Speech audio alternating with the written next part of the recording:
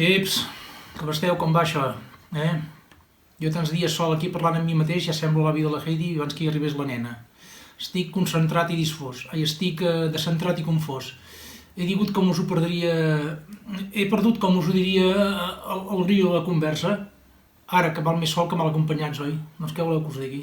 Mira, confinat en aquest menjador, amb aquesta taula de fusta, toquem fusta, que va fer-me el meu amic Bernat, que és fuster ja fa uns mesos, però la trobo petita.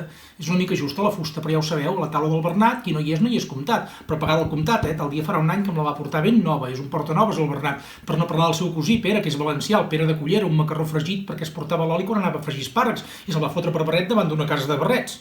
Ara, per treure's el barret, la seva reacció en ser com un coet va fotre massa al cap dins de la pica i tot i que les masses piquen, almenys el més calent era l'aigüera. Tot seguit se'n van al cap, volant sense córrer, perquè el que no corre vola, pels terrats, esquivant roba estesa, i en cap, que el cap fos tancat. Després de Setmana Santa li van sortir tot d'eczemes a la pell, però almenys va poder fer Pasqua abans de grans. I com que al final li van dir que no era greu, el Pere cantava d'alegria i la gent li deia «Canta, Pere, canta, que qui canta els seus mals espanta», i ell els va dir «Ara no!